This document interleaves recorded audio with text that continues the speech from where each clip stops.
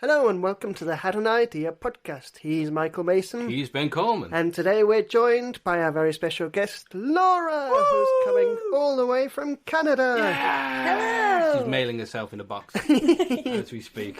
We're trying to smuggle her into the country.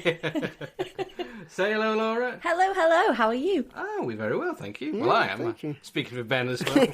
We are Oh, both no, I'm great. terrible. And Ben's actually been kidnapped. And... Been smuggled to Canada. Also on a big We're boat? doing that as swap. Yeah, we're actually in a boat. We should be quiet. They might find us in this lifeboat we're hiding in. It's the Whispering Podcast. Right, so let's play the intro jingle and then we'll come back once we've arrived in Canada. Play it very quietly.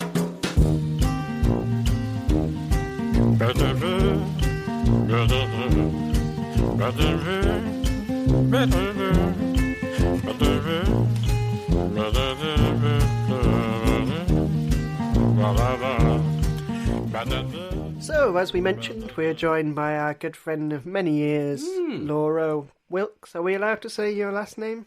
Sure, well, you already said it. Why not? I swear you're going to say no. No, that's cool. Will the witness protection allow that? Yeah, allowed. So, how did we meet you, Laura? Oh, We can't remember. Yeah. Well, Ben, you and I met through working in design. And then I think I remember sitting down with you working on something on a laptop. And I thought you were the fastest worker I'd ever seen. I literally couldn't keep up with the cursor as you were working on stuff. And I was like, I need to learn from this guy. And then we just had a lot in common and became friends. And then I think you just introduced us to Mike one day. How did that? I can't remember, actually. Ladies and gentlemen, Mike. Oh, God, what have I done? Was it at Comic Con? I think it was at Comic Con. Yeah, I think Mike was with me at Comic Con when we was filming for the Gallifrey Oh, Time. yes. Yeah, that's right. Yeah, I wouldn't have put two and two together, but yeah, no, definitely. Yeah. And then, because I was probably complaining as well. well, actually, I think, Mike, you were kind of like, you were almost like a journalist. Like, you were so professional. And yeah, maybe you were in that wouldn't agree with mindset. Yeah. Yeah, he's following ladies around trying to take their photo. Yeah. Paparazzi. He's even got cameras on his shoes. This is how they get away with it. Yeah. But yeah, no, and you continue to be the most clever, funny, interesting gents I know. So yeah. Oh. Right, we're talking about Ben and who? I'm Mike. Oh, right, yeah, sorry. Who are you again, Beard. Mike? Yeah.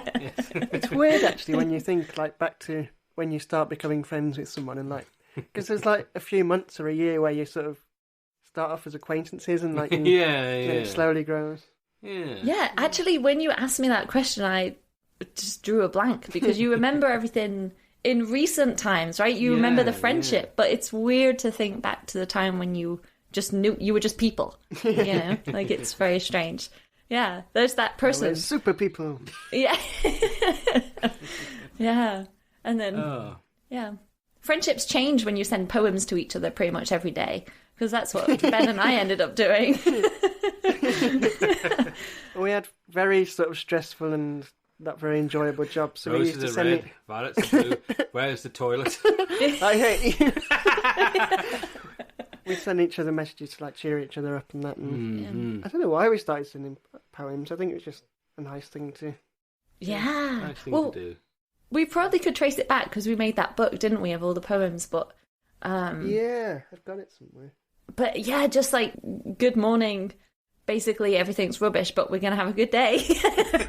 But in a nice poetry form, which honestly is probably a lot like, you know, a lot of 18th century poems. They're all like, the river winded, blah, blah, blah. But really, it's just like, I'm mad. Yeah. I'm angry about something. I'm going to tell the story about this river. But really, I'm just pissed. Yeah. Oh man. So not only is this first episode with Laura, it's also, well, the second episode of the new series, but the first one since the Christmas one. So now we're in January. Woo! So kicked off new year, new season, and we've got some new categories. Yes, so we're getting rid of some of the old ones. We're getting rid of sketch, character. Yeah. They're going to be taken out the hat. We're adding some new ones to the hat. Oh. Yes, and we sent them to Laura so she could pick the first category for this series. And you want to tell the listener what you picked? A long, hard think about it. I think I'm going to go with music. Yay! Ooh! We like music. We do like music. That's funny because you and Laura are both musicians. In fact, Ben, you have an album out right now. I do. Yeah. Yes, it's called Trivial Trap. Trivial Trap. I don't know what it's called. See, Laura came up with this name as well. Oh. And I always struggle to say it. It's like a tongue twister. But the album is called Trivial Tapestry. So it's available on Spotify, Apple Music and YouTube. And it's on Amazon, I know, because I downloaded it. Oh, is it? That's news to me. Someone's bootlegged it already. Those pirates. But yeah, it's on there, so, and it's an album of like songs to do with like truths that you want to get off your chest, but about like trivial things. Yeah. It's like post office queues and people eating loudly. Oh, mostly about me then. Well, that's interesting because I did mention that Laura, of course, is a musician as well. Very, very talented. Very talented. Her guitar finger picking skills are unparalleled. Yes. Always picking No, that's a tongue fingers. twister. Yeah, but I have no music online to my name, so you two are the real musicians. And I like how Mike is left out, but he is also a musician. Well, Mike does sort of avant-garde experimental music, which is very different but very cool and interesting. Oh, thank you. I would never consider myself it's highbrow musician, though. Yeah. I would see if I called myself a musician, that feels like an insult to musicians like you and Laura, you've learnt your craft. Laura, of course, plays many guitars. Yes, Ben, all at the same time. Yes, she's octopus. Ben, you're a multi-instrumentalist. You've recorded albums, produced them yourself. I just come along with a computer and I'm going to make a beat and just scream over it. That's actually harder than what we do because you're thinking outside the box and you're using sounds in a different way. And well, we'll agree. Anyway, let's not get into We'll agree to disagree because I do have a question actually Sure. for both of you. Is there any particular albums or maybe artists in general or maybe just music stories that have influenced you both as musicians? Oh. Put you on the spot now. Okay, yeah, I can definitely speak to this, and it's not very surprising to you two, but when my music taste has changed massively over the years. Well, it hasn't changed, it's just added stuff to it, it's just adding more styles and everything. But when I first was learning guitar, definitely Katie Tunstall was a huge influence, and she plays her guitar playing. She plays such intricate rhythms with her guitar playing as she plays, and that adds into the song that you don't even she does have drums and stuff in her songs, but you don't really need them because she adds that percussive. And I think that introduced me to one instrument is not one thing. You don't just play a melody or you just play this. It's very all-encompassing, and you can do a lot more. And that definitely inspired me. And somebody actually said once when I was playing, they said, your strumming looks like when Katie Tunstall strums. And I was like, that is the biggest compliment I could ever get, because it was never intentional. I just liked her music and also played. And then to hear that was just and then I got a little bit self-conscious, and then I couldn't strum for a while, but I got over it, so that's good.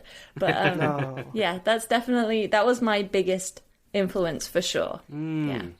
That's cool, because she's actually a really good guitarist. Yeah, I would definitely recommend a show if you ever get to. She goes to your area a lot. I'm trying to be careful. But yeah, she goes to the area a lot, so if you get a chance to see her, I definitely would.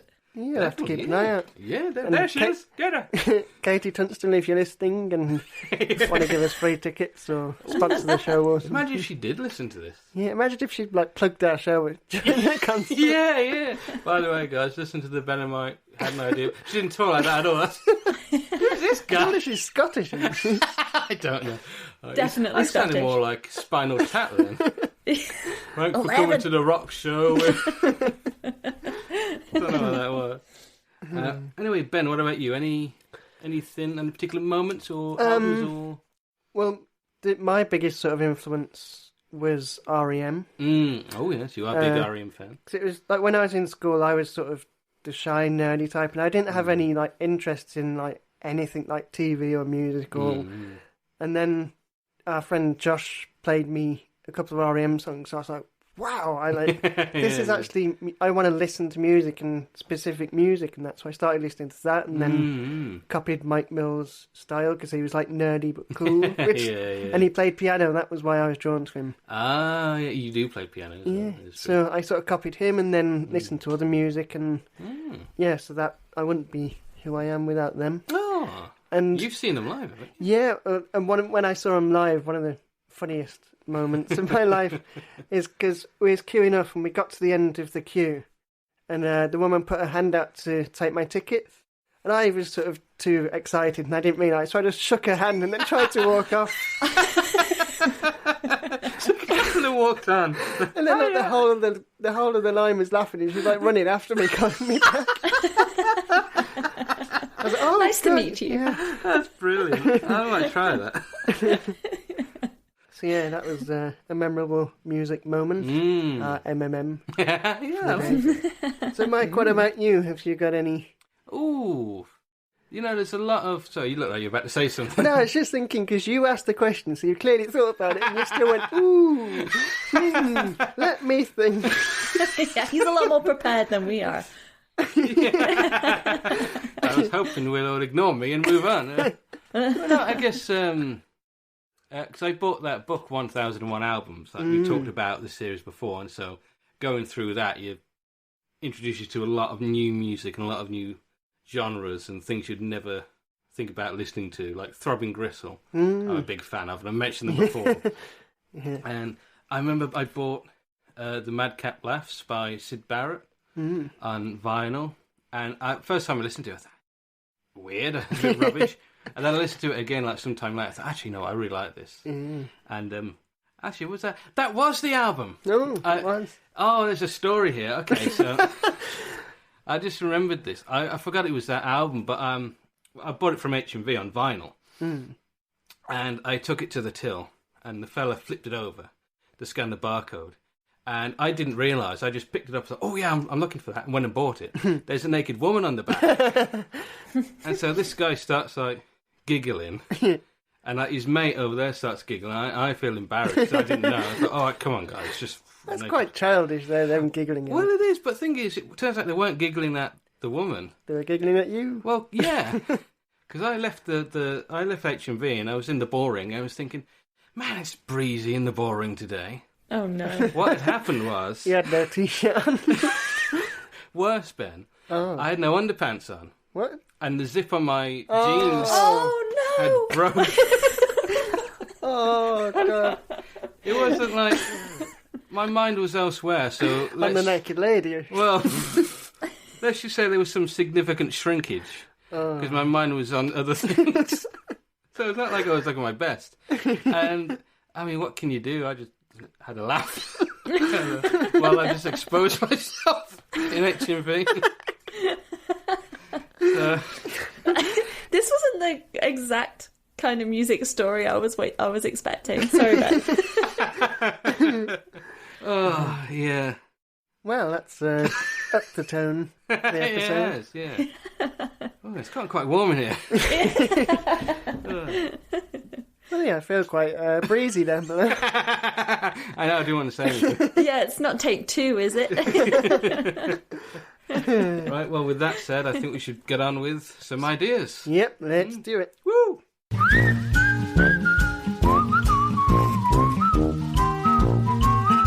So, Mike, what's your anything idea? Well, Ben, at the top of the show, we mentioned that we've got rid of some of our big ideas, one of which is character. Yes, R.I.P. character. R.I.P. character. That sounds like it was like our I.P. character. Yeah, R.I.P. character, yeah. We got rid of him. I've decided to do one final character idea. Hey! Just to see, just to send the category off. And actually, Ben, it's not just one character. It's 2 characters. Oh my god. The price of one. And I don't know whether I can cope with the excitement. Oh, I'm sure you will, Ben. Because actually, it's characters you are familiar with. In fact, I think you may have contributed to in the past. It's a couple of fellas called Colin and Dave. Hey! See, this is what the podcast was set up for these old ideas that we could share. So this is one of my oldest ideas, and in fact, you did a lot for it. So, Colin and Dave, bit of backstory why the characters are called Colin and Dave. So we were uptown one time, and we were accosted by one of these people with a clipboard. I was doing a survey. And whenever I meet these people, I just make up a backstory and just make up a character. And I say, okay, can I get your name? I said, yeah, my name's Dave. And I goes, Ben. Try not to laugh, because my name isn't Dave. It's Mike. And so I just talk about who Dave is and what Dave does. And then he turns to Ben and says, so what's your name? I think you go to say, oh, I'm Bruh. And I say, that's Colin. So, which is weird, because that's my dad's name as well. Yeah. Which I didn't even know. No. My dad's not called Dave, by the way. No. If anyone's interested. Mine is. There you go. So yeah, Colin and Dave were born. And so basically they're the 2 thickest people in the world. Based on us. Based on us. For example, I was at Tesco a while ago, and you could get 5 pence off if you off petrol if you spend £50 in store. So I thought, imagine if someone came along, thought just needed £10 worth of petrol, figured, hey, we can save money if we spend £50. So they spend £50 on groceries they don't need. And of course, it only comes to like 49.28, so they don't get the 5p off. That sort of thing Colin and Dave would do. And there is a couple of stories we have for Colin and Dave, don't we, Ben? The first, I don't even know how it came about, but it's to do with the lost city of Atlantis. Yeah, going to Atlantis. Going to Atlantis, which I actually wrote. I wrote a script for. Yes, which is very good. Oh, thank you. I don't think I've got it. I think I deleted it. I've discussed. I've got it. So. Oh, you're getting it right now, are you? It's about, they decide they want to become famous. They want to make a lot of money, but they don't really want to go to work to earn it. So I think we're going to find Atlantis. Yeah. And I can't remember what they did. I know they go looking for they go looking in the toilet. Yeah, I think that was the first idea they had, was like to flush themselves down the toilet. It was just, we were in Cineworld waiting for my dad to pick us up, and we were just like, just having a laugh. I think that was it, because there was like a fountain there, wasn't there? And we were saying, imagine if like you could like shout into it, like, it's not Atlantis. A different way to find Atlantis. Yeah. And of course the script ended. Can I say one of my favourite? Yeah, go on. Because there's a bit in the script where they decide to like get sort of like a submarine to go down and try and find it, but they can't afford that, so they get an old beaten up car and then just gaffer tape it all up. And then like it ends with them just driving into the ocean. Well, that was the bit I was going to mention. That was the one bit I had, because I remember when I was a kid seeing someone driving a car into the sea at some beach. I don't know what he was doing. It's like a display or something. But I thought, imagine if they tried that, just gaffer tape all the doors shut and everything and drive into the sea, and that's how it ends. And then my idea was, that's kind of like Kenny from South Park. They die at the end of everything. Because we did have an idea for TV series. Yeah, we had 2, didn't we? Yeah, well, you actually came up with one. Yeah, we kind of had our own vision. Yeah. So my one was where they find a load of money. Like they find like a big suitcase full of like drug money or something. And like Colin's like, well, shouldn't we take it into the police? And Dave's like, they've got enough money as it is. We'll have this. And they buy like a house that's joined up, a terraced house. Yeah, joined up. And rather than do it out and make it like a proper mansion, they just knock the middle wall down themselves. And... well, it all crumbles. Yeah. And so of course at the end of that they die, and you know. I remember there was an idea where he's building a shed out of wood, and like I think Dave's building it and Colin's bringing all this wood out from the house, and then like it cuts back to the house and all the floorboards are ripped. Built a shed from all the old floorboards.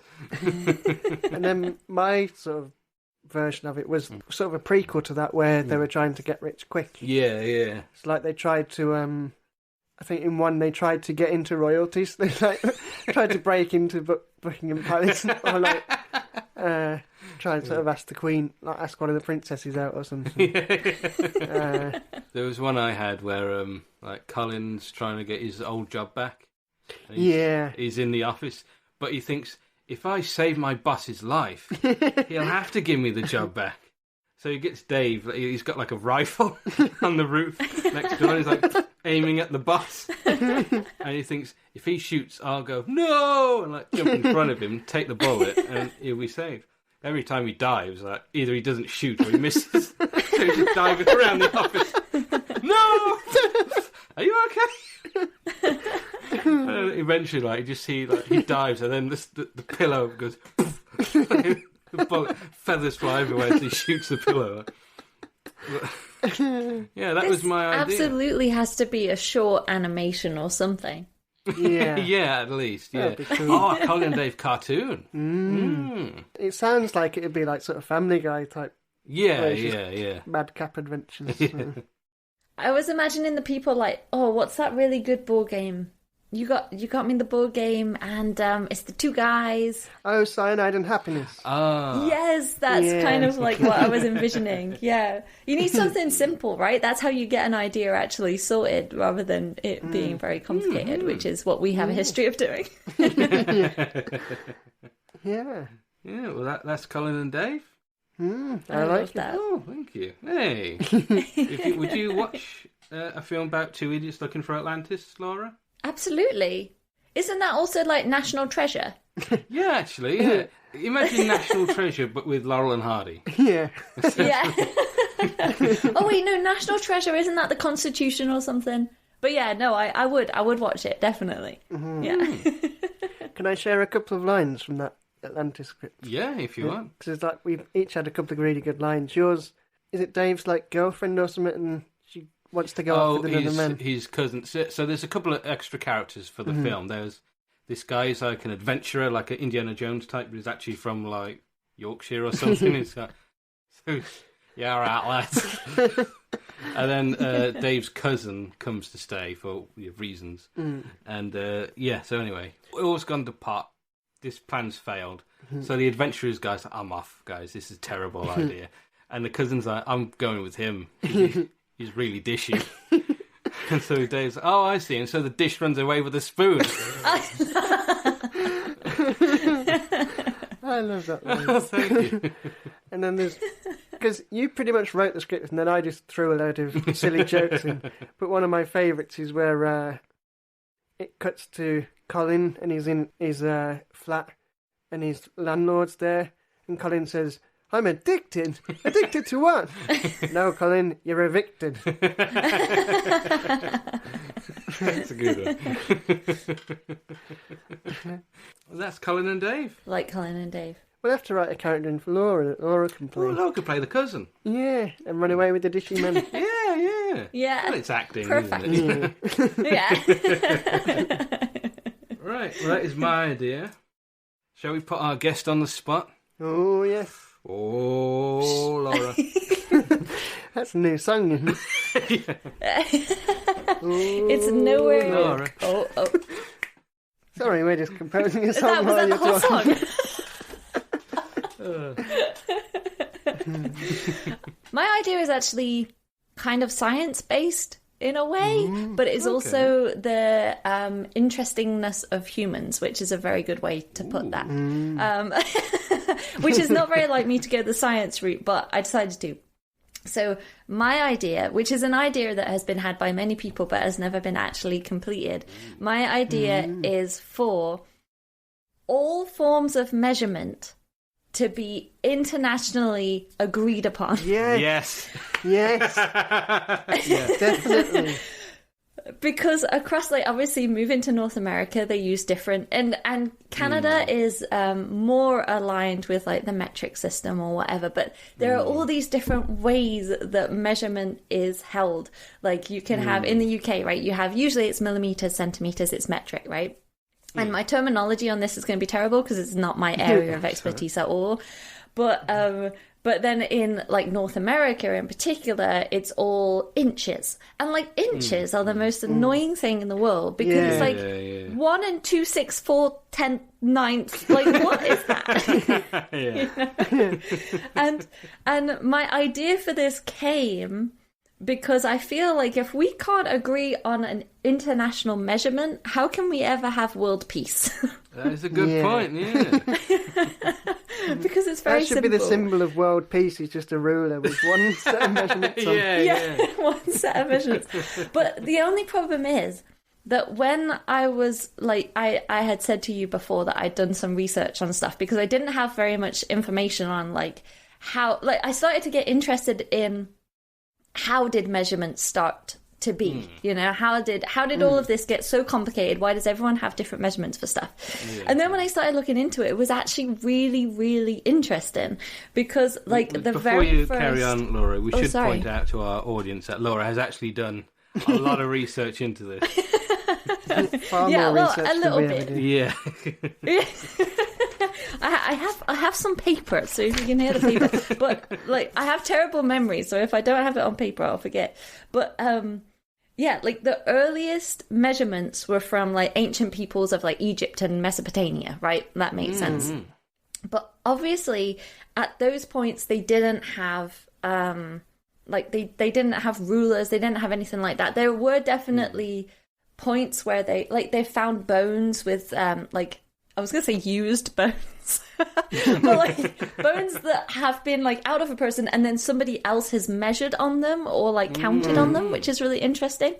But like the first lengths were measured by your hand, right? Or by like body parts. Like we all know of a foot. Yeah. And a foot at one point was based on a foot. Obviously.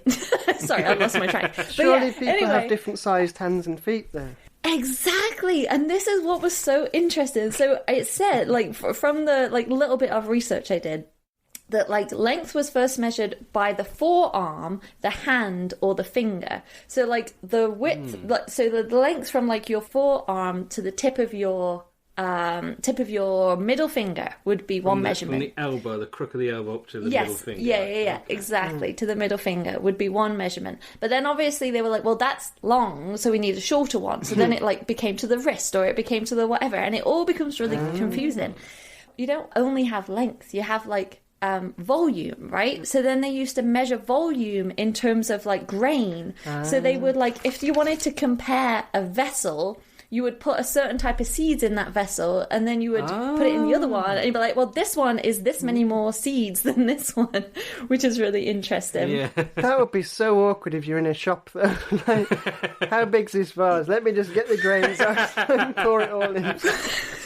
Right? Yeah, like at the ancient markets, you're just like... You know what? You're a fool to yourself, Ben. You'd already have the seed in the vase, so people, and a sticker on the side. I want those, like, guess how many sweets are in the jar. Guess how many grains of sand are in the... I say a vase full. You win. Yeah, it's wild. And then, like... Also, you know when you say like 24 karat gold or whatever, carrot, the word, like as a kid I always thought it was like carrots and it's like ha carrots or whatever. But it actually comes from like ancient Egypt, from like a carob seed. A carob was a measurement, and then it got kind of like throughout time that changed. And then the same with other... I got really into this, as you can tell. The same with... It's definitely a rabbit hole, isn't it? Yeah, definitely. It really is. How many seeds can you fit in that rabbit hole, though, Ben? That's the question. Yeah. So that kind of changed as well. So I forgot, the forearm to the middle finger was called a cubit, by the way. Yeah, I've heard of cubits. Yeah, okay, so that's what they used to use. I'm sure didn't Noah build the ark in cubits? Probably. 24 cubits. Measuring a giant ark with like his finger. Probably should be used in Noah? So the cubits, and then the inch, the foot, and the yard kind of came from that, but nobody really knows when.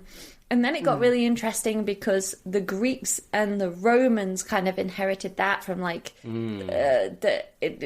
as time goes on, they kind of took it and then they had that.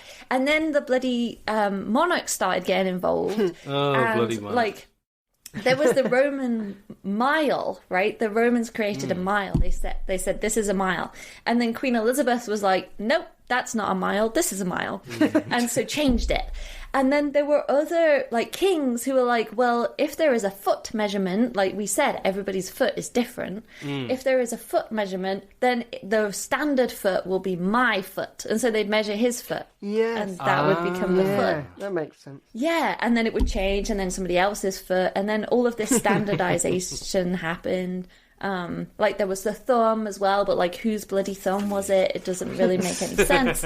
So when the king died, I got slightly taller. yeah, exactly. Oh, I can't wait for a baby to inherit the throne. I'm going to be a giant. I'm 32 feet tall. On dating sites, women looking for men. I don't want anyone under 20 feet. Oh, he's only 18 foot tall, short man complex. Especially like, well, my penis size would have been considered quite long about 10 years ago. Yeah, in ancient Mesopotamia. That's what we should do with, you're on dating sites and stuff. Put your measurements in cubits. A penis that would impress the Mesopotamians. Yes. Yeah. So, sorry, carry on. No, that's okay. And that's exactly it. Like, and I was looking at foot, and there was like a whole list of foot measurements in different places, and this is where it really made me laugh. Someone got really into this. Yeah, but this is so wild because like there was a foot measurement, right, taken from ancient times, carried on, and that's really interesting anyway, that humans are just like, yes, we'll measure it from that. But then in each country, in each area, a foot was so different. So this list is ridiculous because it's like Vienna, Austria, a Wiener Fuß, or it's probably terrible pronunciation, but was the metric equivalent of 316 millimeters. But in Tyrol, Austria, it was 334. And then if you go over to Belgium, it's like 294. And then in a different area of Belgium, it's 278. In China, it was 338. In Prague, it was 301. In Denmark, like every single place, it was like totally different. And I just think that's so funny to measure it that way. And it just really, like, the whole thing just really made me so interested. And then you take, like, there's volume, time, and then you take measurements like horsepower. Like, what the heck? Yeah. So, like, with horsepower, and I'm almost done, I promise, but with horsepower, this guy said, Thomas Savery, I guess, was one of the people who, like, said, okay, horsepower is how we're going to measure this. Tell me if this makes any sense. Okay. So that an engine will raise as much water as 2 horses working together at one time in such a work can do, and for which there must be constantly kept 10 or 12 horses for doing the same. Then I say such an engine may be made large enough to do the work it required in employing 8, 10, 15 or 20 horses to be constantly maintained and kept for doing such a work. Like, what is he on about? I don't know. I did read something about horsepower, and it's not actually to do with like how many horses could drag something. I heard on, I think it was The Unbelievable Truth, they said a horse's power is 15 horsepower. Yeah. Yeah, like what size a horse? Where is the horse? What is the floor? Like there's no, there's no science to it. Is it like a little Shetland pony? Yeah, it's not laboratory conditions, is it? No. That's very interesting though about measurements and things like that, because it does sound like people are trying to put their own what's the word? Stamp. Legacy. Yeah. Like they put their own stamp on it. Like, this is it, and this is I've done this. Yeah. Especially with the Romans, you can imagine them doing that. Yeah. But I think because the metric works because it's all divisible by 110 and that. Because the old inches and stuff, like with currency as well. Like there's 10 shillings to a I was just thinking that 12, exactly that. Yeah. It's like makes no sense. Then you divide it by 100. That's easy. Why would you complicate? But again, there's probably a reason for that. Yeah, how much is that? 2 and 6. I don't know what the hell you're talking about, woman. 2 and 6. That's it. I'll give you £8. Yeah. Yeah. So basically, my idea was for it all to be completely standardized. And then in actually doing the research, I thought I kind of debunked myself because I was like, actually, it's way more fun to just have everything be so random and stupid and everybody's have a different idea. That's much more human, right? So I debunk my idea and I say, let's just have the most random measurements ever and just start going that way instead. If we had our own... If we had our own nation, we'd have our own metric system. I do agree, though, that we should have like a universal. Yeah. Would you do it with currency as well? What, standardize it? Well, I'm on the opposite side now. Like I've just like convinced myself that we should just be totally weird with it. So. You got Celsius and Fahrenheit as well, didn't you? Yeah, that's true. Yes. The thing with currency as well, it depends on like how well the country's doing. Because what's the value of the pound now? A pound? Well, compared to say dollars, in like $2 for the pound or something. I don't know. Yeah, I'm not really sure, but yeah. But again, that's confusing. So Laura said, if we go on holiday, you don't need to think about that. You just you know what? Like, my brother Will's gone to Japan, and everything is like 1,000 yen. That's just like £10. Yeah, didn't you say like Luke? Yeah, he was in like a Chinese restaurant in China, like, and. They left a tip, but he only had like English notes, so he gave him a tenner. And like, oh, thank you. He turns out he gave him like thousands. Yeah, right? That's like turning up at an ancient Egyptian market with 10 million seeds. 10 million seed. Oh. But you saying about measurements reminds me of a conversation Mike and I had years ago. Because I was on about how did they come up with measurements and what measurements did they use in ancient times. Because I thought, well, they'd use stuff that they have. So you'd say, like, a chicken. So I think it was distance. You'd say, well, you calculate it, the amount of time it would take a chicken to walk from here to the door over there. And then, like, you measure it that way. And you said, but it depends how quick the chicken's going. So then you have to be specific. I'll be there in the amount of time it would take a chicken to walk from here to the door over there quite quickly. It just gets really confusing. Yeah. Isn't that a much more mysterious way to live? It's good for getting out of, like, if you turn up late to somewhere. Well, I was using the Mesopotamian. Yeah. Oh, man. I should use that. I'm always like, I'll be there in 5 chicken clucks. The time it takes a chicken to cluck 5 times is when I'll be there. That's very interesting. Yeah, I like it. I like the amount of research you've done. That, yeah. Yeah, it's just that interesting where it comes from, right? Yeah, which is good. Yeah, definitely. I going back to would the world inherit this one system?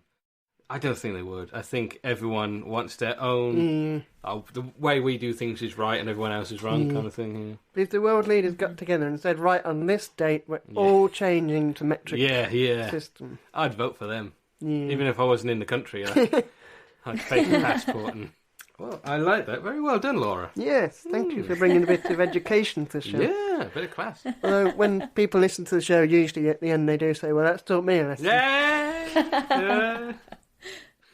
Ken Dodd joke there. It's a good one. But shall we move on to my idea? Yeah, I'm like a tenterhut spin. Because you said about doing research. I actually did a bit of research. Well, not kind of research. Because my idea is to do with Harry Potter. Because Laura, you like Harry Potter as well? Mm-hmm. And Mike's seen some of the films. Because I thought there's loads of characters in Hogwarts, like sort of background characters, and if you've got a school with like hundreds of kids, surely there's some other stories going on there, like in their lives. Yeah. Seamus's father's drug dependence. Yeah, well, exactly. So I thought, like, no wonder he's in such a bad mood. Because I thought, because they're doing a reboot of well, they're doing a TV series of it. I thought rather than do that, they should explore other characters. There's loads of potential. Yeah, definitely. So my idea is to do a series of 7 Harry Potter books with the same sort of overall story, but from a different character's point of view. Okay. Oh, there goes Harry again. Yeah. Smug prick. Yeah. So I've gone through each film and I've picked a character, a background character and because they've got a little bit of a story. So the first one is Ernie Macmillan and the Philosopher's Stone. Ernie did you drive a milk cart by the Well, because he's a Hufflepuff student. Actually, this one was the one I struggled with, because the only thing mentioned is that he borrows Quidditch Through the Ages, a book from the library, and he's due to return it on the 12th of August. But there's is he going to make it? There's no more story to it. So I thought, maybe he's borrowed it because he's looking for clues for something. Oh, and I just thought he also wanted to be a Quidditch player. Yeah, well, maybe. What else are you going to be? I'm either going to teach at Hogwarts or be a Quidditch player. Well, that could be it. Maybe he's it follows his dream of becoming a Quidditch player, that sort of story. That's interesting. What's his name? Ernie Macmillan. Oh. So the second one is Millicent Bulstrode and the Chamber of Secrets. These are brilliant names for background characters. Right, yeah. Because she's a Slytherin student, by the way. Oh, and she hasn't got no arms or legs. And in the actual story, she duels Hermione, and then it ends up in a fist fight because I can't remember why. I don't remember seeing that in the film. It wasn't in the film. It was in the book. They should have put it in the film. But then through that, Hermione steals some of her hair, and later they use Polyjuice Potion to take on their appearance, and she uses the hair. That's where she gets the hair from. Yeah. See, now I'm imagining them catfighting and ripping hair out. Well, funny you should say that, because the hair... Yes. Yeah, the hair she takes, it turns out it's from a cat, so she turns into a cat by mistake. Which was horrible for me when it came to the film, by the way. Oh, yeah, because you don't like... Yeah. You don't like anthropomorphic animals. Absolutely not, no. Okay, so go on, Ben. What's her backstory? Hermione turns into a cat. Like everyone's hiding behind the cushion with the basilisk, and then there's little... Oh, no, a cat! I'm sorry, we shouldn't make light. No, it's fine. Take the mickey out of it. It's all good. But I thought, we could see her side of it, leading up to that duel, and then the repercussions of that. And I like how they refer to it as a duel. That's a very teenager thing with to magic. do. No, with magic. Okay, I'm just imagining just punching slapping him with a glove. I challenge you to a duel. Because I'm thinking of me as a kid, kids fighting. Yeah. So the next one is Alicia Spinnet and the Prisoner of Azkaban. Oh. She's from Gryffindor, and her story is mostly about Quidditch, but I thought it could be like a sports film, where they triumph over the other. Ooh. Do you get many female Quidditch players? Yeah. Oh, okay. Yeah, good mix. Yeah. Yeah, it's a full mix, isn't it? It shouldn't be, because then her story would be more interesting. Yeah, that's true. She needs a disability of some description. Are you trying to take away equality from Quidditch just to make a story more... That's not like you, Mike. Well, maybe she's a blind Quidditch player. Just flying off into the distance. Where's she going? Watching. Oh, just flies into the pole.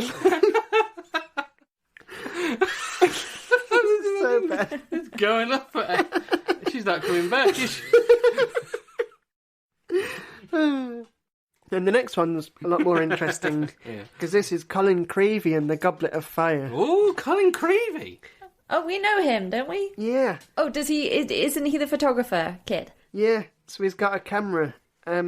Which one's this one? Sorry. The Goblet of Fire.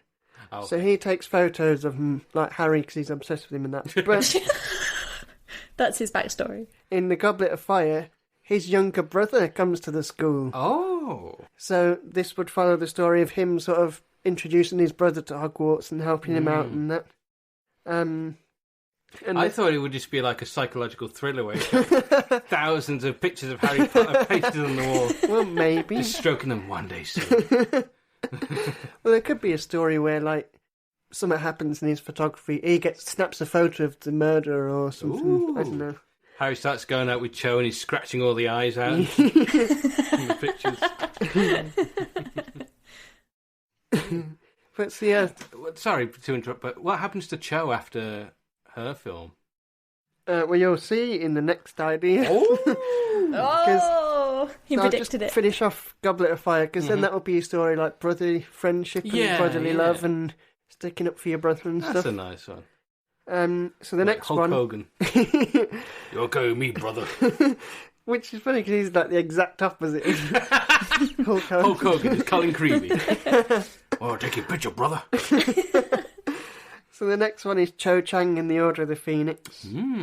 Because I believe she's a Ravenclaw student. We're getting different houses. I believe it's that one where she like goes on a date with Harry and it like goes wrong and stuff. Yeah. Because in Goblet of Fire, she was going out with Cedric and then he died, and then she fancies Harry and she's going out with him and... She got over Cedric. Well, she doesn't. That's the whole point. She like keeps crying all the time, and then like they eventually dump her. But wow, Cho just keeps crying all the time. Well, dump her. That's pretty much. Harry's not very good at romance, so he does pretty much say that. But, so yeah, it would be sort of seeing things from her point of view, and, like get her emotions, her feelings, more of a sort of female perspective. That'd be good. Rather than her being just the annoying crying girl in the corner. Yeah. We'll explain why. It's a bit of a small-minded way. Yeah. Because when you said about Colin Creevy being obsessed with Harry, I thought, what if he killed Cho?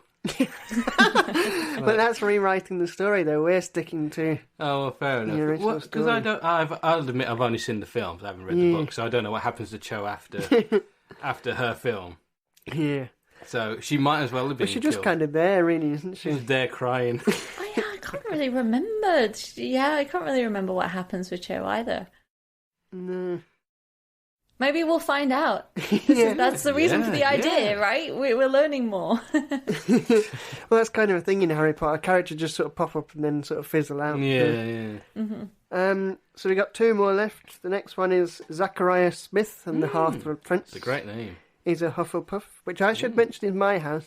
Oh, okay. When I did the test. Yay. What were you? A Gryffindor, weren't you? Yeah, very classic.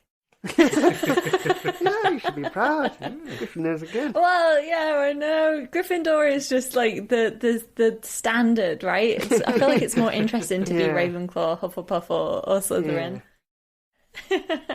We'll have to do it one day and see what Mike would be. Maybe we'll do that on the podcast. Ooh. Or maybe not. I bet he would be a Ravenclaw. That would be my bet. He's very smart. No, I'm not. We're ridiculous. I'd be like, you know what? Send him down to Hagrid, see if he can do anything with him. Feed him to the dog. Well, I was going to say Hufflepuff too, because they're kind and loyal. And also their common room is right by the kitchens. Oh, well, perfect. You like your food. Oh. Well. I'm not sleeping tonight. So, Zachariah Smith, he has a few moments in the original books. Ginny Weasley hits him with a bat bogey hex. What? Hits him with a bat? Those bogies come out of your back, I think. So the bat bogey hex turns your bogies into bats that fly out of your nose. Oh, cleans itself then, I guess. That's not too bad. Are they full-size bats? Like massive fruit bats out your nose? I don't think so, no. Oh my goodness. Yeah, I thought it was back bogey. That's why I said bogies coming out your back. And then you said bat. I was like, God, I get it now. Isn't that what caused COVID? Was a bat bogey hex? Yeah. Oh, she predicted it. Oh, maybe that could be one of the stories. So he gets that, so it could see the after effects of that, and because he's quite a sort of snotty. But I didn't mean that pun. But he's a bit of a sort of moody, like cynical kind of guy. Yeah. So it kind of brings him down a peg. So it'd be see the form of that, and then later on he takes over as the Quidditch commentator. So he would talk about that. And then when the Death Eaters invade, he's one of the first to leave Hogwarts, whereas most of them stay to fight. So legs don't fail me now. So it would show like his reasons for that and them trying to escape. I don't really like Hogwarts. I've had a miserable time here. A lot of my friends have died. My bogies are turned to that. And then finally, probably one of the best names is Terry Boot and the Deathly Hallows. Terry Boot. Terry Boot. It should never have been Harry Potter. It should have been Terry Boot and the Deathly Hallows, Terry Boot and the Goblet of Fire. Because he's a Gryffindor student, and he has a bit of a pivotal role in it. Because, bit of backstory here, but Voldemort, the villain, he makes these Horcruxes that traps his soul in so he can't die, and there's 7 of them. I like how you explain that Voldemort, the most famous character, apart from Harry Potter, is the villain. But then you don't explain what a Horcrux is. No one knows what Voldemort is, but everyone knows what a Horcrux is. So a Horcrux is like where he traps his soul in there, so it keeps a piece of his soul, so if he gets killed, then he's still alive in there. Oh, okay, because I was imagining those wax boxes. No. No. No. So anyway, so Harry has to find all 7 of these, destroy them all, so then when he kills Voldemort, he'll die. And one of them is Rowena Ravenclaw's diadem, and Terry Boot is the one who provides him with the information where to find it. In the film, it's Luna, but in the book, it says it's Terry Boot. How does Terry know where it is? Well, that's the thing. I thought we could explore how he knows where to find it. Yeah. Maybe he wanted to find it for another reason or something, or if he found it by accident one day or something. Oh, this is what Harry's looking for. Yeah. Harry, it's me, Terry Boot. Do you know what would be really cool as well is within these stories, I love those stories where you see like little glimpses of stories, but then they all kind of interlink somehow. Yeah, exactly. Yeah. And then in these ones, you'd have like the moments from the original books where like if someone talks to Harry, they would have the same conversation and switch like in parallel. Linked back. Yes, that is so cool. I love that, Ben. And also Terry Boot. Terry Boot. Because I like I said, I don't read the books. I've only seen some of the films, so I don't know how many of these characters. Oh, there's loads. There's thousands. I'm pretty sure she planned out like 40 or 50, so that, and they're sort of mentioned sparingly throughout the books. Yeah. But yes, there's loads of potential for stories. I just love that idea as well. Like I love Harry Potter. I definitely struggle with J.K. Rowling, but the idea of her just like sitting, or the idea of any author just sitting there and going, "Okay, I need some names," and then just coming up with Terry, like, I need a what? He's looking around the room. Shoe? No. Yes. Yeah. Boot. Perfect. Who are we going to go for now? We're going to go for coaster speaker. Perfect. Which actually brings us to the rhubarb bin bag theory. Oh, yeah. Do you want to talk about rhubarb? I don't know whether I told you about this, Laura. It doesn't ring a bell. Because it's a theory I had that if one part of the name is like a normal common name, then the other part you can kind of do anything. So, like, if there's a guy called Rhubarb Mason, because Mason sounds normal, your brain just goes, oh yeah, that's like maybe it's a person, maybe it's a nickname, Rhubarb Mason. Yeah. Or if there was like Michael Binbag, Michael sounds like a name, so it's a bit of an unusual surname, but yes. But you couldn't call a character Rhubarb Binbag because that just sounds ridiculous. You can have, say, Bob Painting. Yeah. Or Hugh Johnson. Yeah, have you seen Bob Painting? Oh, he's very good at it. Yeah. But you couldn't have, say, Shoe Painting. Yeah. Yeah. Exactly. Because, like, there's, like, House, Dr. House. I think there's one called Castle, isn't there? Castle, yeah. Yes. That's Nathan Fillion. There's all sort of random names. We had a teacher called Miss By the Way. Yeah, that is true. Susan By the Way. That is a brilliant name, by the way. I know. Oh, that's awesome. On the first day, she wrote it on the board and said, right, let's get this out of the way. Hey, you know what? I never had Miss By the Way as a teacher. She's a lovely one. She was lovely, yeah. That was a brilliant name. Forgot to mention, actually, Colin and Dave. Oh, yeah. Their surnames are Dave Davis and Colin Furthermore. Yeah. And I came up with Colin Furthermore in sort of tribute to Miss By the Way. Yeah. Can you imagine like, just walking in and introducing yourself and being like, hello, I'm Susan, by the way. Like, that's just brilliant. This is fantastic. Yeah. Oh, man. Surnames are funny as well. Oh, man. That's a whole other conversation. Yeah. We do, like, watch credits in films just to make pick note out of the random names. Anita Dash was my favourite. Anita Dash. That's brilliant. We were talking recently about like Nordic names and like they have a lot of like Andersson and stuff, and then they have Andersdotter for like when you're a daughter. So if you have a brother, he is Anders. If your dad is called Anders, then the boy is called Andersson and the girl is called Andersdotter. And then when you get married, then it all changes and it gets all confusing. And I think that's kind of brilliant, though. You don't see many like daughters as well. No as names, I should say, like that Andersdotter. Yeah, because they'd be unmarried, wouldn't they? Yeah. It's like, I know Coleman, that was like a man who was a servant of the family called Cole. So that's where Coleman comes from. Oh, like Cole's man. Yeah, because I don't know if we brought this up on the podcast, but because we were saying, because like Mason like would be like people who are like masonry. Masonry. Wheeler is someone who makes wheels, I think, and Baker is a baker. Yeah. Yep. But would you update it these days to like, I'm John Programmer? Or, Oh my gosh. Modern jobs as names. Oh, funny. That is funny. I'm Stephen Blogger. Yeah. I'm Jonathan TikTok. Maggie Influencer. Maggie influencer. Oh my god. We should do it more on what we like though, because like no one wants to be tied to their job that much, right? But No, that that's might be true. even more confusing. My name is Robert Porn. Yeah. I guessed that as soon as I saw you. But what if you went off the thing you liked? I stuck with it. You'd have to change it. Yeah. Because I think this is something I brought up in one of the episodes as well about, because I thought when you get married, rather than taking like the woman taking the man's name, they should just pick a new name that they both take. Yes, and that's a thing that has started to happen, I think, actually. Oh, really? Yeah, I've heard of that. Yeah. You are a trendsetter. Yeah, I've heard of that.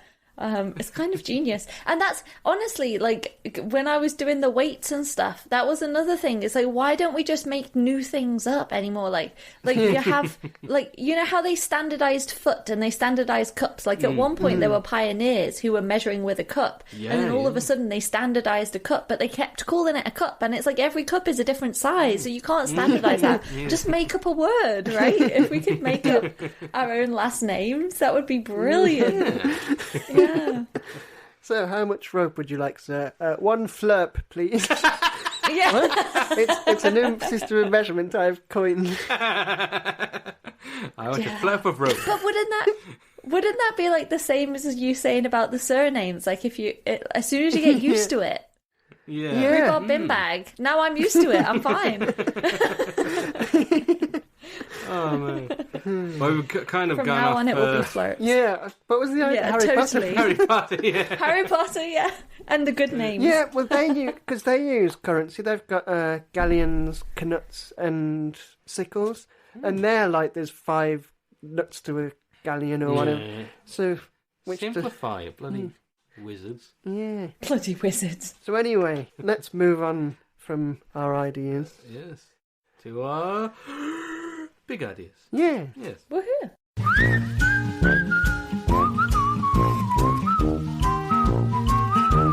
So before we go on to our big ideas, Ooh.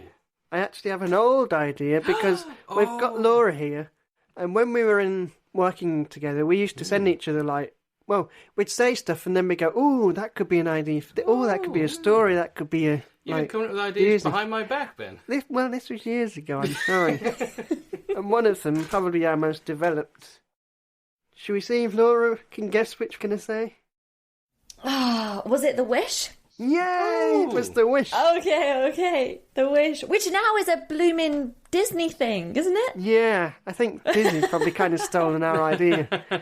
Well, the Disney one, I think she wishes on a star and then the star falls from the sky. And Yeah, no, this is... Because ours was more of like it's better. sort of Pixar short where the idea was... Because you know when you're saying like make a wish but don't tell me because it won't come true.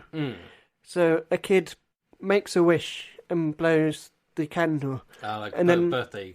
Birthday. Yeah. And then he accidentally tells his mum, like, lets it slip. So then you see this, like, red flame floating away, and then it turns blue, and it's like, oh no. And it, like, flies off and gets lost. And it goes into this, I think it was, like, another realm or something, and, like, it meets all these other lost wishes. And then somehow I can't remember the story, but somehow it, like, gets back and then sort of inadvertently makes the boy's wish come true. My wish was a long to time leave ago. home. Yeah, that's really funny too, because my memory is so bad that I knew of the idea of it and I remember what it looked like, but I couldn't remember the story. And as you were telling it, I was like, "Oh, that's really good." Almost as if I came up with it. Well, you did, because it was kind of like we developed it together. It was one of those where, like, oh, you could do this. Oh, yeah, and then this could happen, and then this could happen. So.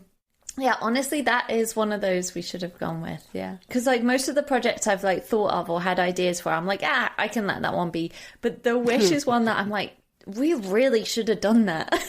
Yeah. We really should have done it, but it was hard with life. So I think initially we started it as a book, and I sort of started writing bits, and you had some friends who were going to do the illustrations, and then it turned into actually animating it and trying to do it. But then life got in the way. And... We took it too far. We always make it so complicated. But yeah, it was brilliant. It was really heartwarming. Yeah, it was lovely. Yeah. We could have sold it to Pixar. We could have. It would.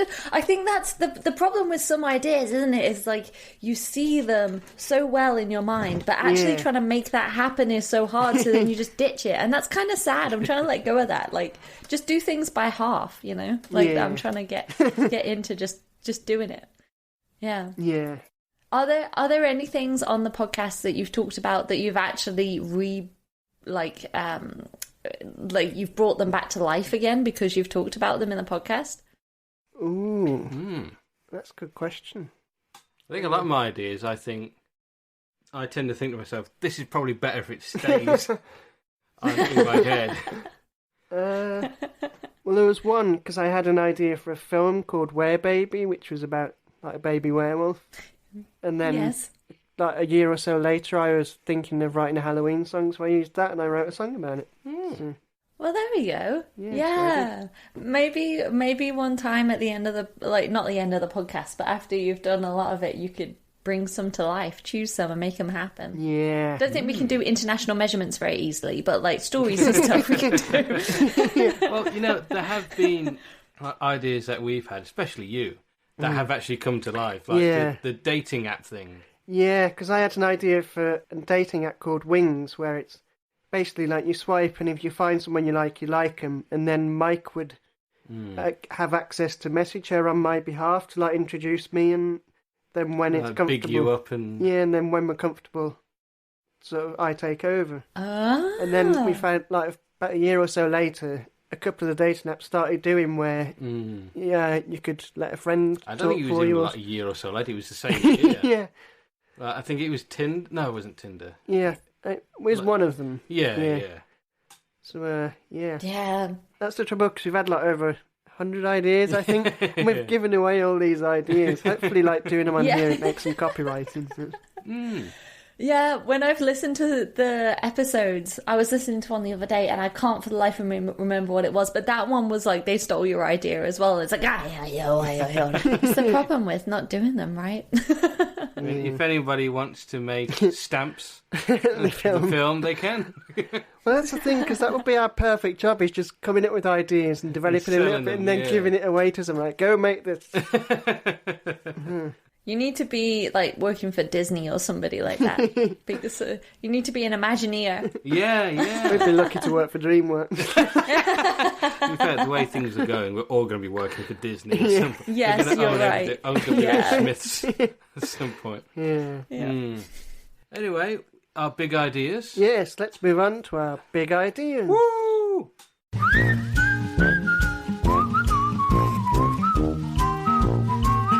So, our big ideas this week was a new category, music. Music. Yes. Thank you, Laura, for the music. Yes. Thank you for the music. The songs we're singing. Murdering. So, Ben, you went last for the anything idea. Do you want to go first for the music idea? Yes, why not? Ooh, all right. Well, my idea is an old one from a while ago. And it's for a band called the Midlanders. I remember this. Because it's a bit like the Dubliners, but from the Midlands, so it's the Midlanders. And I'll tell you the lineup. So on lead vocals, you got Dudley Parks. On bass and backing vocals, you got Perry Common. Hey, very good. Guitar and backing vocals, you got Sally Oak. Yeah, very good. Yeah. And finally on drums, you've got Wild Green. Wild in quote marks. And, yeah. I've thought of like a few ideas for song titles, like "Where's Yo Been All My Life?" So it'll be like sort of black country or like Midland slang. I'm lonesome tonight. Yeah, I did actually record like a demo of that once. I should probably do. Then driving me round the Wrekin, because that's like a Brummie phrase. Yes, yep. Do you know? Are you aware of that phrase, Laura? I am. Going round the Wrekin. Yes, and actually, I use it all the time. And obviously, in Canada, nobody knows what the heck I'm on about, so I have to like translate myself a lot. I don't understand that. But yeah, what are you talking about? Where's Livery Street? Well, another one I thought was round the back of Rackham's, because well, I've never used that or heard it. No, I didn't know one. Then the last one is Everything's Boston. Hey, very good. Everything's so yeah, it just, and like all the songs would be from stuff to do with the Midlands, and they'd sing like with Brummie accents, like I'm lonesome tonight. Oh my goodness, I really want to hear this. I did it my way. Yeah.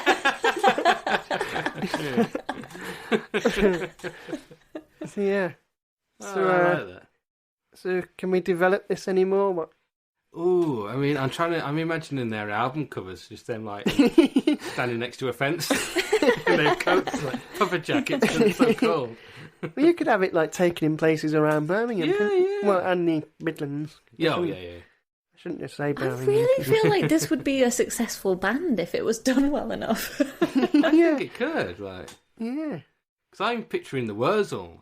but yeah, Midlanders. Exactly, yeah, because they've got their West Country accents, haven't they? Exactly. Their Somerset accents, so you could do that with like Midland accents. Yeah. Like Dudley and Wolverhampton, you know. Yeah, I like this. And like when they make songs like the Clash's London Calling, you can do ones about places in the Midlands. You can like also educate people about the Midlands, the forgotten Midlands. Yeah, because that's the thing, because people know like Birmingham and the Black Country. Yeah. And then the others kind of, it all blends in, so people do like the Black Country accent thinking it's the Birmingham accent. Yeah. Best way to do the the Birmingham accent is the inflection at the end. Yeah. Yeah. Like Jamelia is really bad for it. Yeah. It's such a weird accent to do, because I always say, like, if you go from received English, all other accents add character to it. Like Scottish, it's like, it's a bit characterful. Like Welsh, it's friendly. It's a good Welsh accent. And then Scouse, all right, mate, how you doing? It's like, it's bouncy and that. But Brummie accent goes the other way. It removes character from it. Hello, how you doing? I'm all right. Yeah. I've had a really good day today. To be fair, a good day in Birmingham, it's like you only get run over. It was great. I only got mugged. Brilliant. They didn't keep me head in like the normal. But yeah, I think it would be good to promote like the Midlanders and the Midlands and like some of the lesser known areas. And... Yeah, I love that. I want to see it. Can you make it happen? Yeah, maybe I'll record a song and we'll put it on Instagram. Yeah, definitely. TikTok. Yeah. Because I can imagine the music videos as well. In Pipe A's. Like.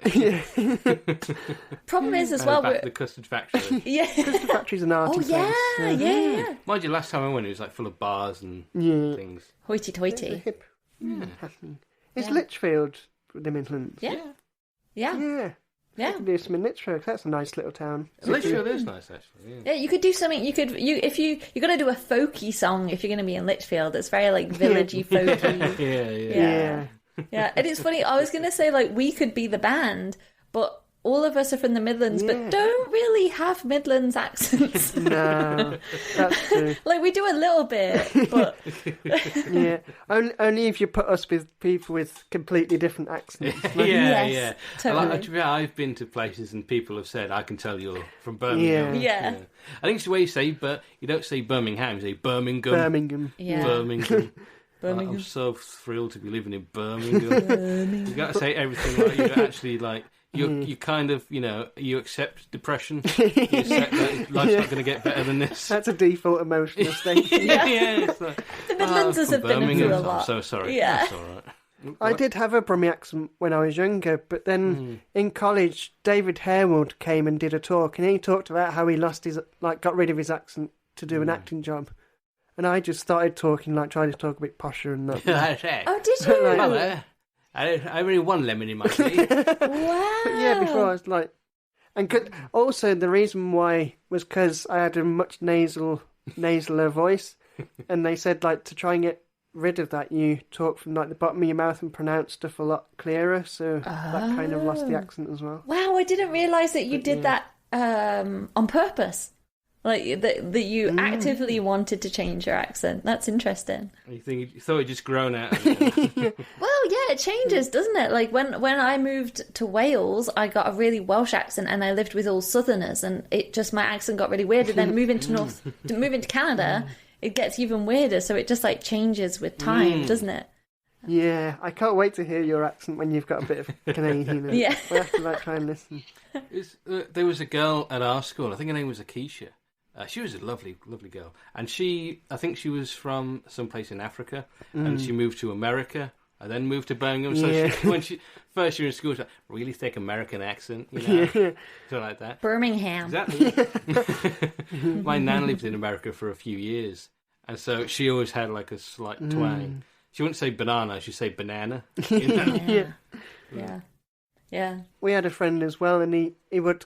For the 6 weeks holidays, he'd go up to his dad's in Middlesbrough, and he'd always come back with a Yorkshire accent. I think when he went there, he used to put it on to fit in, and because he liked it, and then he'd come back and it would sort of slowly fade out. But then he went to live there, and then I saw him a few years later, and he had a proper thick.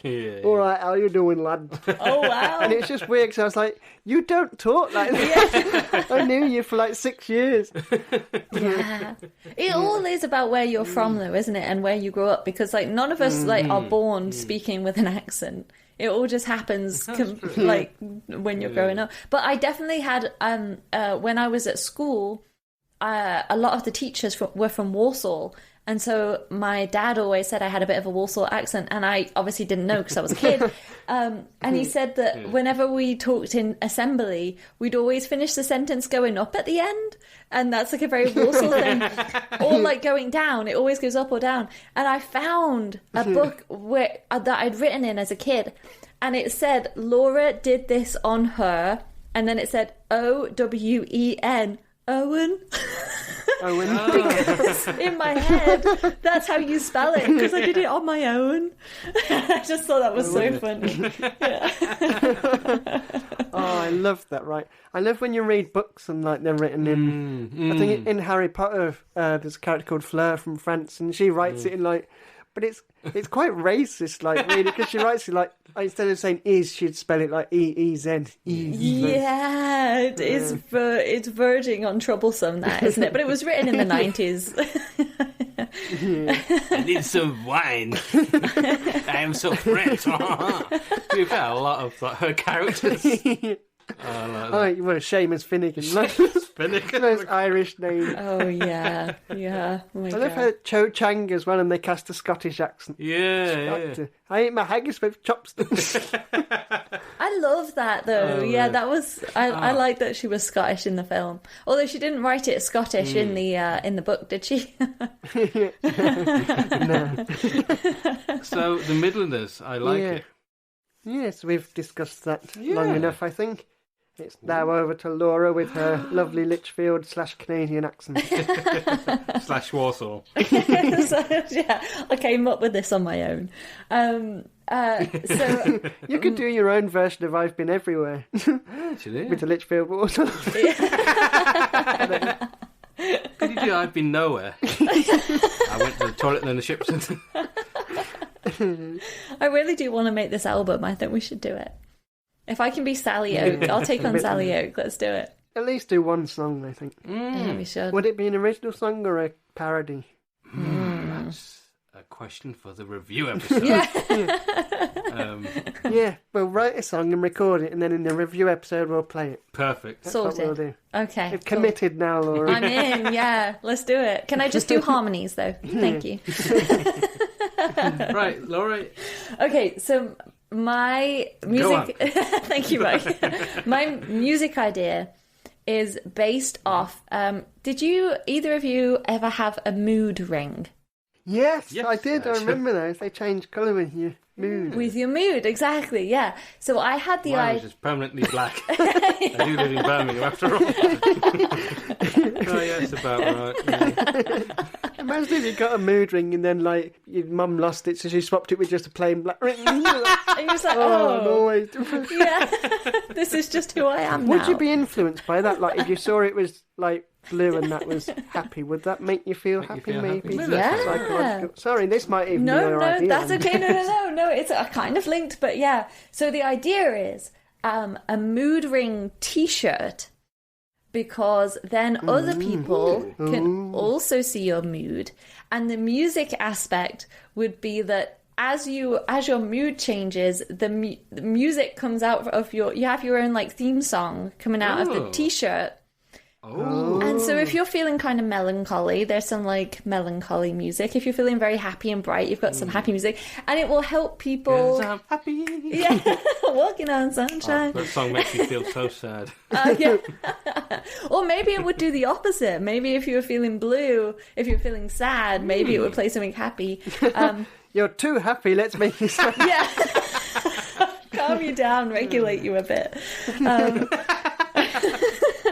But it would also help other people to know what kind of mood you're in, and also, it would, and maybe if other people had the T-shirt, maybe it would come together and play the same music, or it would complement each other somehow. Ooh. Yeah. I like that, because that idea, like if you see someone and like all their T-shirts red, so they're feeling a bit angry today, so I'll be nicer to them. Yeah. Your ideas are both very peaceful. I love it. Yeah. Yeah. All about coming together, happiness, connectivity. Yeah. It'd be cool, like you said, with music, because if a band wore them on stage, like, and they play a happy song, and then they start playing a sad song, and their T-shirts change. Yeah. That would be cool. It's kind of a audio, visual, emotional thing going on, right? I do like it. I like how you've like gone from like T-shirts, like mood rings to T-shirts, to music coming out of the shirts. Yeah. Yeah. Yeah, what if music came out of Would them? it be like those novelty ties where you press a button and it's got a really high-pitched tinkling?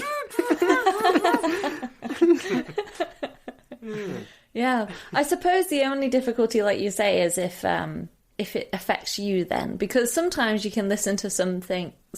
Well, I don't know. My dad always has this thing where literally what you said is if he is happy, he'll listen to kind of sad music and he can handle it, he'll enjoy it.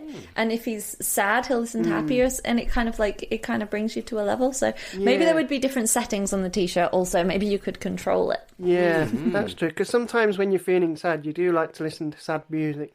Yeah. I'm one of those people where if I'm sad, I want to be properly sad. So like, I will allow myself to be sad and listen to sad songs, so I can just Getting out the Leonard Cohen. yeah, because I know, young. because I know, like later on I'm going to be happy. So I'm like, well, I'm going to really enjoy being You're sad. going to really enjoy being sad. Yeah, you got to lean into that emotion, right? Whatever it is. Yeah. And the T-shirt would help with that. There's a line in Doctor Who that Stephen Moffat wrote where he said, "Sad is happy for deep people." Which I really like, because like deep people who are like in touch with their emotions and that they like I said, they can enjoy being sad and the emotions it stirs in them. So. Oh, I like that. Yeah, I've not Walking heard down that the before. street, Elliot Smith blaring out of your shirt. Yeah, Yeah. maybe rather than play music, it'd be like it would show the lyrics, or it like a sort of QR code or something you can scan, and then it plays the song if you want to listen. That's going to be difficult to implement. QR codes appear on the shirt.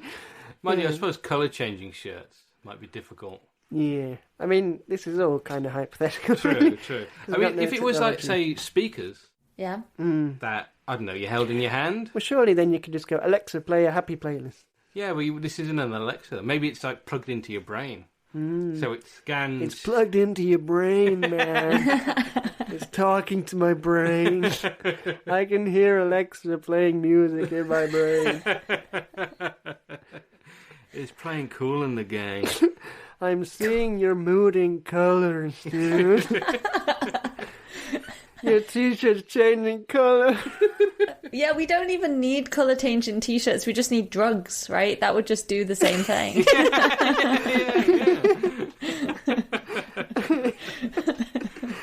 And then they'll sing their own songs.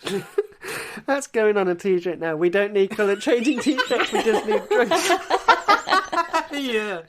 But I like this musical shirt idea. Yeah, and the colour changing shirt. Yeah. But I like the idea of like... Ooh, if you could talk or change colour, depending on the mood of the song. On what you're playing, it would pick it up, right? That wouldn't be too hard, surely. Yeah. Because the mood ring works in a really weird way. It's like crystals. Thermotropic liquid crystals. And they pick up on the heat. And then, depending on the heat, I guess the crystals literally shift in the ring. And when they shift, they show a different colour. So that's why when you're warmer, I guess you were angry or whatever. It's not, I mean, you'd have to, it's an idea. The blood's running through you. Yeah. I'm angry because I'm in a bloody hot room heating down. Everybody walks into a hot room and there's like metal playing and it's just chaos. It's like, you're just like, I'm just sweating. I'm just hot in here. You're in a greenhouse with like Limp Bizkit playing. You're just tranquil, tending to your plants, and in your head is just like corn. Yeah. Yeah. Well, you're on a beach in like Spain or something. Yeah. It's just the whole beach with heavy metal. Oh, but that's because I'm thinking about as well, if you're in a restaurant and something could change, like the colour of the walls, and that could change. Ooh. And the music changes based on... I don't like this colour-changing world you live in, Ben. This is really trippy. Can't be based on one person's emotions. Maybe it picks up on the vibe of the room. Jim's really sad, so we're all going to suffer. Yeah. Everyone's a lot of happy, jolly works out, and then one sad guy in the corner. Oh, yeah. Everybody hurts. Yeah, it does kind of have a kaleidoscope effect. I suppose what might actually be better is just like a location, like music plays in your mind or in your headphones or something based on your location. So like if you, like you said, you go to a beach, it plays like beach stuff, and that could Everybody's surfing.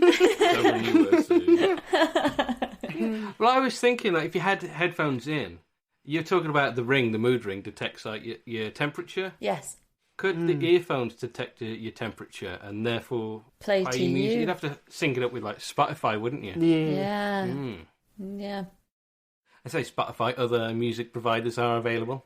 John down the road, he's got a boombox. He does, yeah. John! John! I'm feeling sad! Put the Sinead O'Connor on! Sinead O'Connor's playing silently in the distance. It's one of those ideas that makes you think, and it sort of expands and makes you think of other ideas. Is what we love. Yes, it's what we like on this show. As opposed to my ideas, which make you not able to think for a bit. Let's hear me. I want it. Yeah, let's hear your idea. My idea is one I've actually mentioned to you both fairly recently, I think. Oh. Wasn't your anything idea, was it? Yes, it was.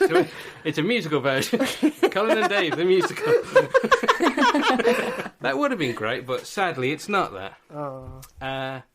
So you've both mentioned that I'm working on music. Yeah. I'm working on albums. I'm using finger quotes because I was so hoping you weren't going to say that because the podcast can't pick that up. Yes. I'll do a clever editing, Lord. But what would finger quotes would make like a beep beep sound, right? Yeah. There should be like when you say something like, or a noise you make, if you audible finger quote. Still, it's the inflection you say it with, yeah. It's an idea that I have. I love you. Disgust. No, so it's an idea for an album. And you mentioned the Mikas. Oh, yeah. Which is a musical project. Musical depends on your... I think he was going to say musical protege. It's not to blow my own trumpet. This is going to be revolutionary. Well, it depends on your definition of music, but it's a project. And so the idea is each album's got a different theme. So the first album, which is actually ready to go, it just needs That's artwork. A good theme. It is a good theme. It's all about like takeaway food. It's all dressed up at the door. It's like I'm going. Red hat and coat on, boots, got my shoes on.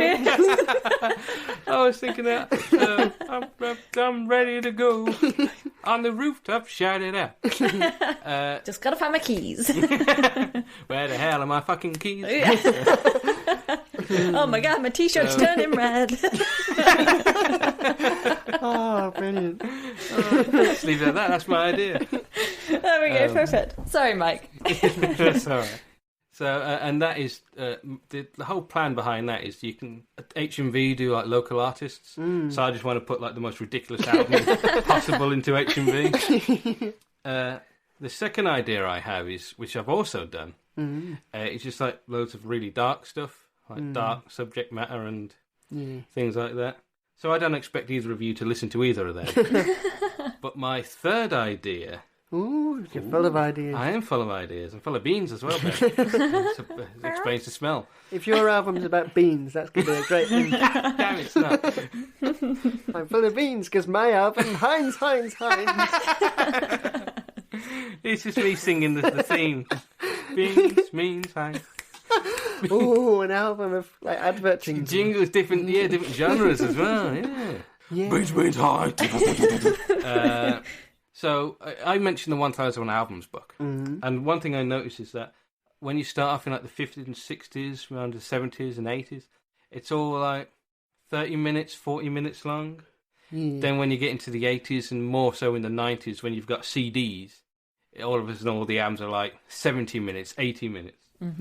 I think, well, obviously records only have like a limited amount of time, don't they? 40 minutes. Then so CDs doubled that. Well, now everything is streaming. Unlimited. It's unlimited. So I thought, well, what about an album that is 24 hours long? Yeah. And that's the whole thing. But I imagine if like you put it on in the morning and listen to it like like in unison with your whole day. That would be cool. Would it sync up? Probably not. Like a soundtrack to your day. It's a very weird day I've had. You would control somebody's day with your music, you know? Yeah. So that is actually a better idea than what I've got. Because... Would you do it as well, like you start it in the morning and then as it gets to like 10 o'clock at night, it starts winding down and then it's like sleep time and then like from 11 through to the morning, it's just like... like synth. It's like, and then like green noise. And then it goes back to the first track, which is really loud. Like, wake up! I wonder if you could put a like playlist together of like wake up, it's a beautiful morning. I was just thinking of that. And then like a song about breakfast. And and then like all night long. And you could have like Good Night by the Beatles. Yeah. There's got to be a song about midnight, isn't there? There has to be,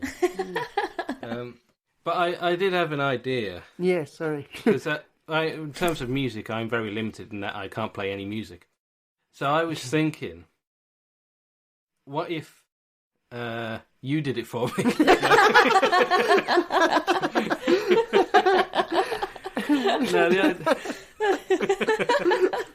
And that's my idea. My idea is for you to do.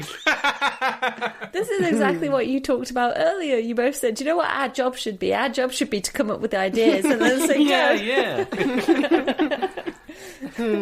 Well, because I've like recorded a load of stuff which is like you would say more avant-garde experimental. But I did want it to be more like it's not just that for 24 hours. Yeah, different styles. Yeah, you couldn't listen to that for 25 minutes, let alone 24 hours. Then I thought, well, what if it was like every possible album? Because I've got a live stuff on there. So I thought, well, it could be a live album. I've also got like outtakes and B-sides, so it could be like a compilation. And then I was talking about doing covers, so what could be a cover album?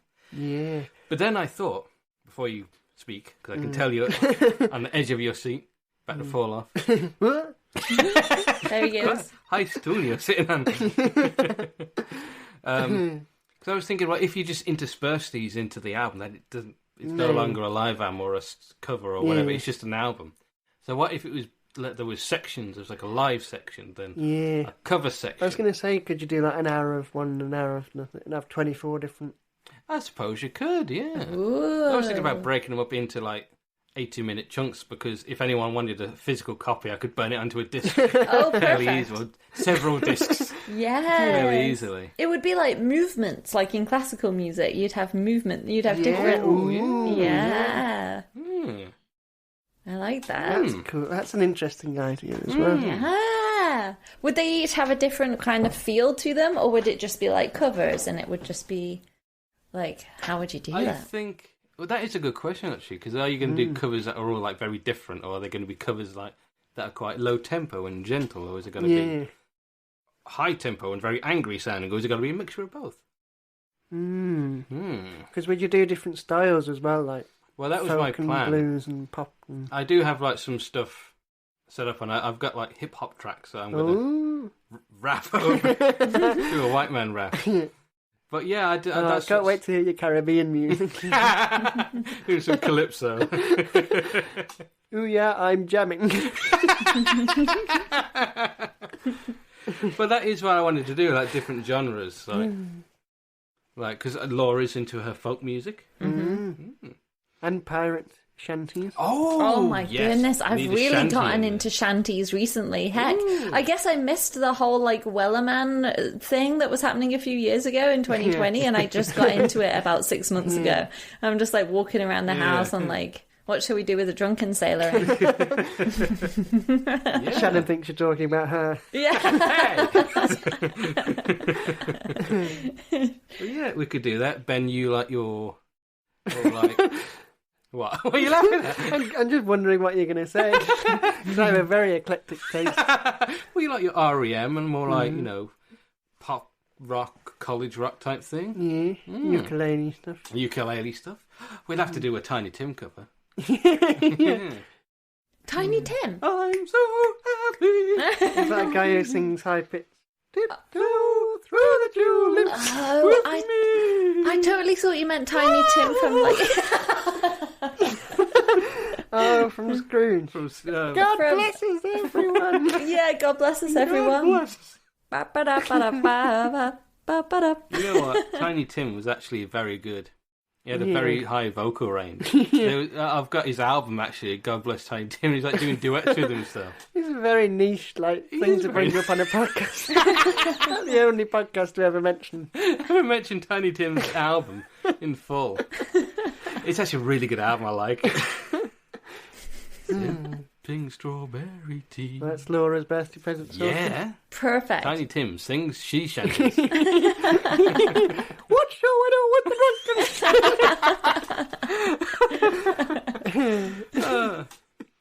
But that's my idea. I love that idea, mate. I thought I'd bring it up because you're both musicians, and I thought I'd, try to get you on board. The only thing is, like, that is a lot of songs, because when you think of it, in my head I was thinking, a song's an hour, so that's 24 hours, but that's not how long a song is. A song is usually like 3 minutes, right? So what's 60 divided by 3? And that's... Like half-hour albums, usually like 10 songs. But... it depends. Because a lot of the ones I've got a lot of stuff that is like half an hour long. That live thing of mine is like half an hour. Yeah. But I don't want it to just be like loads of long slogs. I want it to be... because people won't listen to that. No, exactly. It'd be cool to do, because then it's basically like a playlist as well, where you could dip in and out and, I want to listen to this chunk, this today. Yeah, that's sort of the thing. It's like a challenge almost. Yeah. I did try and like look up my playlists on Spotify, and I don't know how many songs there are on there, but they only go up to like 7 hours. So, I do have like 7.5 hours worth of stuff already done. Oh, well done, Mike. Heck yeah. It's then almost again, like... a lot of that is mostly noise. It also feels kind of like a radio show. Like 24 hours. Like I really like radio, and when they like talk about it. Yeah. I guess you would not want to talk about it in between, but that would be interesting to have little like talky bits in between. I don't even want to listen to it. I don't want to talk about it. And now here's Mike with Drive Time. Hello, ladies and gentlemen. I feel like Mike would be a really, really good radio host, so maybe that's why I thought of it. Would I? No. You would. We did try. We did do that podcast that was supposed to be like a radio. Yeah. See, and that was another music idea. That was an idea for an album. Yeah. That was like had adverts and things in. Yeah. Maybe that's for another. For like pretend things. You could do adverts for your ideas that don't exist. And now for the colour-changing T-shirt. Yeah. But yeah, I could do spoken word stuff. Yeah. Yeah, do some poems. Reading the back of a cornflakes box. Ingredients. Corn, 70%. What the hell is the rest of the stuff? Can you imagine waking up, like if it was the 24 hours where you're sleeping and you just wake up and it's like 70% cocoa sugar. Well, where am I? What's happening? Yeah. I'm walking up in the factory. Monoglufosinate or whatever crap is on stuff. Especially if you got it on while you're sleeping and that's influencing you. You wake up and you know how to make cornflakes. Might make cornflakes today. Recipe suggestion. No, actual cornflakes. I had the weirdest dream the other night about monosodium glutamate. Really, this is just going to be a hypnotic podcast, a hypnotic album, isn't it? It's just going to controls your day, tells you what to think about. But there are albums that, like, they do, like, play with your mind. Like, if you listen to it in the dark with earphones, it does, makes you hallucinate and things like that. Yeah, wild. Yeah. I like that idea, Mike. I'm excited to hear it. Because, okay, so we talked about that. We said, are any of the ideas actually going to come to fruition? And if that's the case, that's pretty exciting. Yeah. I mean, there's a lot to do, so... Well, I mean, we're going to do the Midlanders. You're going to do your album. So, Laura, that's quite a lot of pressure on you to make a colour-changing T-shirt. Oh, yeah, with, like, thermocrystals or whatever. Can I quickly just change my idea? Oh, man. I'll just bootleg on YouTube. I'll be the pirate I want to be. Yeah, definitely. Well, you got those like sort of litmus paper. There are materials where, and like the colour changing mugs. So yeah. Suppose if you like, oh, here's my yellow T-shirt, and then throw a bucket of water at yourself. Yeah, it's a tan now, actually. What the hell is the matter with you? Oh. Well, that is my idea, a 24-hour long album. I like it. And this is probably on the verge of becoming a 24-hour podcast. Well, you better wrap it up then. Yes. So, well, firstly, thank you, Laura, for joining us on the podcast. I said thank you for having me. It's been so fun. Is there anything you want to plug, Laura? I want to plug Ben's new album. Oh, yeah. and What's that again, Ben? What's it called? Trivial Tapestry. There it is. You focus. But yeah, so I'll plug Trivial Tapestry, and I'll plug Mike's upcoming, probably in the next, how many years? 24-hour album. 24 years. Yeah, 24 years. Do you guys have anything to plug, or would it be the same things that I just plugged? Let's just plug Laura. Let's plug Go and follow Laura. Yeah, you know, she's on it, and she does post a lot of good stuff on Instagram. Yeah, really nice photography. Very good photography. Thank you. On my private Instagram that nobody can follow because it's private. Thank you for plugging that. We've got 0 listeners, so you're not really getting an influx of people following you. Well, thank you. I for our appreciate it. listeners. Yeah. Yeah, plug all the listeners. They're a lovely couple. Yeah. So we've done the plugs, and we also need a category for our big ideas next time. So we thought, Laura, if we read them out to you, maybe you could pick one for us. Sure. We've got film, TV show, business, invention, food, music, app, fashion, toy or game, or radio. Oh my goodness. Okay, because we were just talking about it, I'm going to say, did you say radio was the last one? Yeah, radio show. Okay. Let's go for radio show. I want to hear it. Okay. So we're going to be doing a radio. Yeah. So tune in next week to hear what we say. Wow, that was brilliant. Now I really want to hear it. There you go. ASMR from radio presenters. Jeremy Vine's radio. Yeah. Oh, man. Very cool. So, thank you, Laura. And as usual, you can follow us on Instagram at Ben and Mike Idea and TikTok, Ben and Mike Idea. And of course, Ben, sorry to interrupt you, but we're now on YouTube. Woo! Yay! Yes, we're on YouTube. When it's Ben and Mike is our on YouTube. Yes. So it's not an existing channel, but we've put all the podcast episodes on there as well. So you can listen there. You've got no excuse now. You can't say, I don't listen to Spotify or I haven't got Apple Music. Go on YouTube. It's free, goddammit. I just don't like you. Yeah, and it's not even monetized, so there's no ads or anything. Oh, nice. Nice. And if you want to see any more of our stuff, it's on benandmike.co.uk. Yes. So, thank you, Laura. Thank you, Mike. Thank you, me. And thanks for listening. Bye!